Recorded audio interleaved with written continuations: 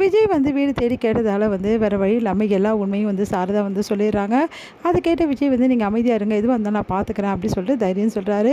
அதே மாதிரி வந்து நர்மதாவையும் கூப்பிட்டு உனக்கு இதில் எந்த தப்பும் உங்ககிட்ட இல்லைல்ல அப்படின்றாரு. இல்லை மாமா நான் எந்த தப்பும் செய்யலான்னு. சரி நீ கவலைப்படாமல் இரு, அந்த பையன் என்ன பண்ணுறான் நான் பார்த்துக்கிறேன், அந்த பையன் வரட்டும் அப்படின்னு சொல்லிட்டு விஜய் வந்து சொல்லிடுறாரு. அதன்படியே வந்து இங்கே என்ன பண்ணுறாங்க, அந்த பையனும் வராரு. எல்லாருமே வந்து செம டென்ஷனாக இருக்காங்க. அப்போ வந்து கரெக்டாக நானும் வந்து உங்கள் பொண்ணு லவ் பண்ணோம், இங்கே பாருங்கள் நானும் அவளே எடுத்துக்கின ஃபோட்டோ, இப்போ லவ் பண்ண மாட்டேன் சொல்கிறா, லவ் பண்ண சொல்லுங்கள் அப்படின்னு சொல்லிட்டு அந்த பையன் வீடு தேடி வந்து சொல்கிறாரு. அது கேட்டு எல்லாம் அதிர்ச்சியாக இருக்கும்போது நம்ம காவேரி மட்டும் செம்ம டென்ஷன் ஆகிடுறாங்க. உடனே வந்து ஒரு பெரிய கட்டையை எடுத்து அடிக்க போகிறாங்க. அப்போ விஜய் வந்து தடுத்து நிறுத்துறாரு. என்ன பண்ணிகிட்ருக்க நீ அப்படின்னு சொல்லிட்டு கட்டையை தூக்கி போகிறாரு. இவனை சும்மாவே விடக்கூடாது, எவ்வளோ தைரியமாக இருந்தால் இந்த மாதிரி வேலையெல்லாம் பண்ணுவான், வீடு தேடி வந்து ஏன் தங்கச்சி பற்றி தப்பாக பேசினா நான் விட மாட்டேன் அப்படின்னு சொல்லிட்டு போகிறாங்க. உடனே வந்து காவேரி கொஞ்சம் அடங்குறியோ அப்படின்றாங்க அவங்க அம்மா. உடனே வந்து என்னமாயிரு அப்படின்னு அதான் தம்பி இருக்காரு பார்த்துப்பாரு கொஞ்சம் அமைதியாரு அப்படின்னு சொல்லிட்டு சாரதா சொன்னோன்னா அமைதியாக இருக்காங்க. அடுத்து வந்து விஜய் வந்து என்னப்பா என்ன பிரச்சனை உனக்கு அப்படின்னோடனே நீங்கள் யாருங்க இதெல்லாம் கேட்குறதுக்கு அப்படின்னோடனே இங்கே பாருப்பா இந்த குடும்பத்தால் தான் நானும் சொல்லு என்ன விஷயம் அப்படின்னு குடும்பத்தாளா அப்படின்னு சொல்லிட்டு காவேரி யோசிக்கிறாங்க.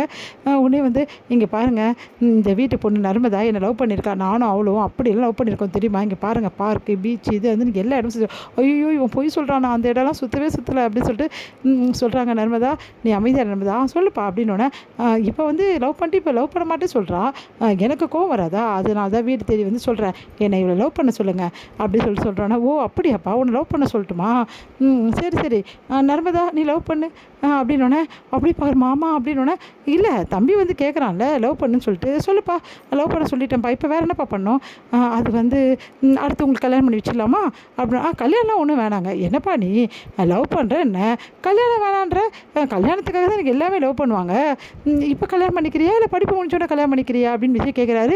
அதுக்கு வந்து அந்த பையன் வந்து திட்டு முடிக்கிறாரு. என்னப்பா அப்போது லவ் மட்டும் பண்ணுவேன் கல்யாணம்லாம் பண்ண மாட்டேன் அப்படி தானே அப்படின்னா அப்படியே முடிக்கிறாரு.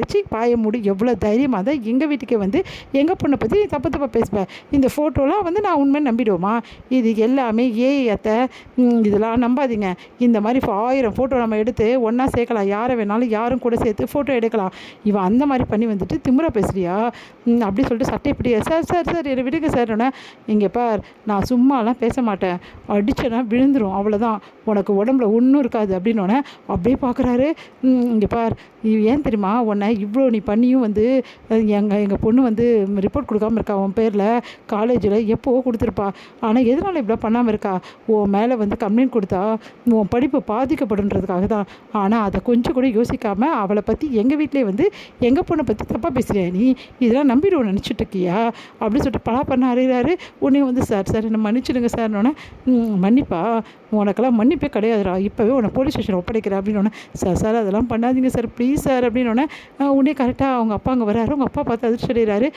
இப்போ சொல்கிறா உண்மையை சொல்லு அப்படின்னோடனே அவங்க அப்பா எதிரவை என்னை மன்னிச்சிடுங்க அப்படின்றாங்க. சே நீ எல்லாம் ஒரு பையனாடா, நான் எவ்வளோ உன்னை கண்டிச்சேன், ஆனால் எதையும் கேட்காம இந்த மாதிரி பண்ணியிருக்கேடா, உன்னெல்லாம் பெற்றதை நினச்சி எனக்கு அசிங்கமாக இருக்குடா, எல்லாரும் என்னை மன்னிச்சிடுங்க, என் பையனை மன்னிச்சிடுங்க தயவுசெய்து, இந்த மாதிரி ஒரு பையனை நான் பெற்று வளர்த்துருக்கேன், என்னை மன்னிச்சிடுங்கம்மா நீயும் மன்னிச்சிடுமா அப்படின்னோடனே பரவாயில்லைங்க அப்படின்னு சொல்கிறாங்க. உடனே வந்து சார் உங்கள் பையனை ஒழுங்காக இருக்க சொல்லுங்கள் இனிமேட்டாவது, அப்படி இல்லைன்னா உங்கள் பையனோட லைஃபே பாதிக்கப்படுகிற ஏதாவது செய்ய வேண்டியது இருக்கும், அதுக்கப்புறம் அவன் படிப்பு எல்லாமே பாதிக்கப்படையும், அதனால தான் போனால் போதுன்னு மன்னிச்சு விடுறேன் அப்படின்னோடனே எங்களுக்கு தயவுசெய்து மன்னிச்சிடுங்க ரொம்ப நன்றிங்க அப்படி சொல்லிட்டு 2 பேரும் வந்து மன்னிப்பு கேட்டு அங்கேருந்து கிளம்புறாங்க. காவேரி யோசிக்கிறாங்க, சே நம்ம அடிச்சிருந்தா அந்த பையனுக்கு எதாவது ஆயிருக்கும், அதுக்கப்புறம் போலீஸ் கேஸ் ஆகிருக்கும், நல்ல காலம் எதுவும் ஆகாமல் விஜய் காப்பாற்றிட்டாருன்னு சொல்லிட்டு தான் தவிர முதல் முறையாக உணர்றாங்க.